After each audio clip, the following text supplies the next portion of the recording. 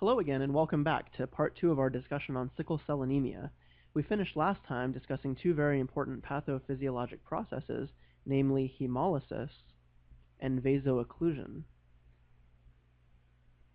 We also mentioned the 5 triggers for sickling, and if we can just recall what those are real quick, we'll be on our way to understanding the signs and symptoms. Those 5 triggers were hypoxia, dehydration, acidosis, infection, and cold. Now, if we keep these things in mind, it's going to make it a lot simpler to understand the signs and symptoms of sickle cell anemia. I think it's easiest to understand this in a systemic head-to-toe approach because there's no organ system or tissue that's really exempt from experiencing the consequences of sickle cell anemia, because everything in the body requires red blood cells to deliver oxygen to it, so everything is susceptible. Everything from the brain to the heart, lungs, GI tract, kidneys and reproductive organs, bone and even bone marrow. So let's try using this system to go through it systematically and see what's happening to every organ system. On a systemic scale, in terms of signs and symptoms you see in somebody with sickle cell anemia, you're going to see fatigue and pallor. This is because you have a decrease in red blood cells due to all the hemolysis going on, and that's going to lead to decreased oxygenation of tissues and organs, and that's going to naturally make somebody feel pretty tired. Also, the drop in red blood cells is going to make somebody look very pale, and you're going to notice this most in their conjunctiva of their eye and in the palms of their hands. When we talk about the effects in the brain, unfortunately, we are going to be talking about strokes. Now, when we think about stroke, what's ultimately happening is it's a blockage of blood flow to the brain. So here's the brain. You can't say I didn't warn you about my drawings here. The blood flow is usually blocked by things like atherosclerosis or hypertension in elderly people. However, in the case of sickle cell anemia, the occlusion is taking place from all of those sickled red blood cells. And since this is happening from a very young age, you can unfortunately see this in children, usually around the age of 5. When we think about the heart, we think of high output cardiac failure. Again, this is because that chronic state of anemia leads to poor oxygenation of vital organs and tissues, and the heart is doing its best to compensate by pumping more and more blood to deliver that oxygen to the organs and tissues that need it. So it's going to do this by increasing cardiac output, but that has the side effect of thickening the muscles in the heart, leading to cardiomegaly, and that's going to ultimately lead to heart failure because the muscle eventually gives out. When we think of the lungs, we're going to be thinking about acute chest syndrome, and this is a very, very important topic because it's the most common cause of death in sickle cell disease. What happens here is that the pulmonary arteries get a lot of vasoocclusion from all those sickled red blood cells, and it's particularly susceptible because the blood being returned to the lungs is low in oxygen because it's going back there to get oxygen from the lungs. Also, things like pneumonia, an infection of the lungs, is one of the most common precipitators of acute chest syndrome. And we said infection, along with low oxygen, were 2 of the 5 triggers for sickling. So it's going to accelerate that sickling in the pulmonary arteries and lead to symptoms like cough, sputum, shortness of breath, fever, and chest pain, things that look a lot like pneumonia.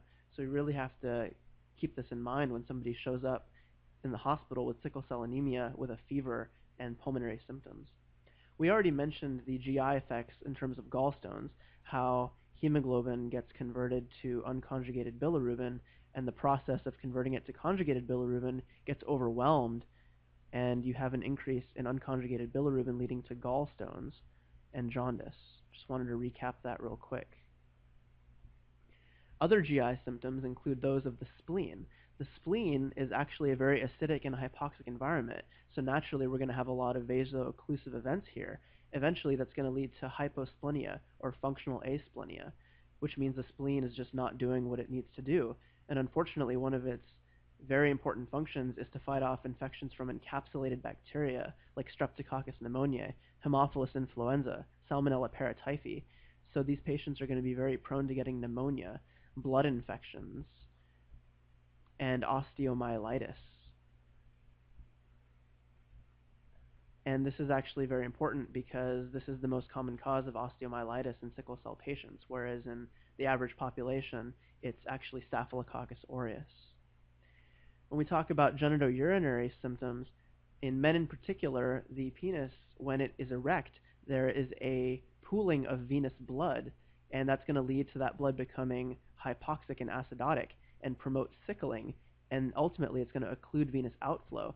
So the patient will have a very persistent, prolonged erection, which can actually be a medical emergency requiring emergent attention. Also in the genitourinary section, we're going to be talking about the kidney.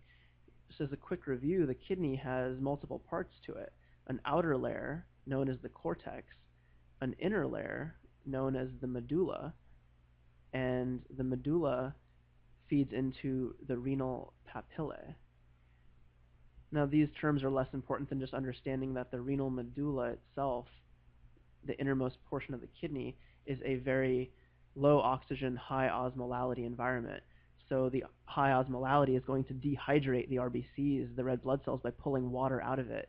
Combined with the low oxygen, you're going to get a lot of sickling in these vessels and ultimately get gross hematuria and proteinuria, or just blood in the urine and protein in the urine. The bone has many manifestations, the most common of which are dactylitis, when the vessels of the hands and feet become occluded, causing exceptional pain. This is actually the most common cause of hospitalizations in sickle cell patients. And it's actually the earliest symptom that you see in patients with sickle cell disease. Now, other things that happen in the bone on a similar vein are sickle cell crises or pain crises. These typically take place in the back, chest, extremities, and abdomen. Also, avascular necrosis takes place, and especially in bones like the femur, it is very important to remember this. Again, I apologize for the drawings here, but this is the femur, and this is the femoral neck with its very tenuous, very sensitive blood supply. When that gets clogged off by vaso-occlusive events, the femoral neck is very susceptible to being broken and leading to very serious fractures. We call this process avascular necrosis. Avascular because the vessels have been clotted off, and necrosis because the bone becomes necrotic as a result. Also involving the bone marrow are things like parvovirus B19, which is a virus that specifically infects erythroid progenitor cells, the cells that are responsible for replenishing the red blood cells in the body. Now, in somebody with anemia, this is very serious because they rely on that bone marrow to replenish their red blood cells. So if they have a virus infecting it, they're going to have an acute fall in hemoglobin and reticulocytosis, which is again that process of making new red blood cells. So in summary, you can see from head to toe, brain, heart, lungs, GI tract, genitourinary, bone marrow, everything is affected. And I hope we can retain this by remembering the pathophysiologic processes of hemolysis and vaso-occlusion and those 5 triggers of sickling to help us remember these signs and symptoms.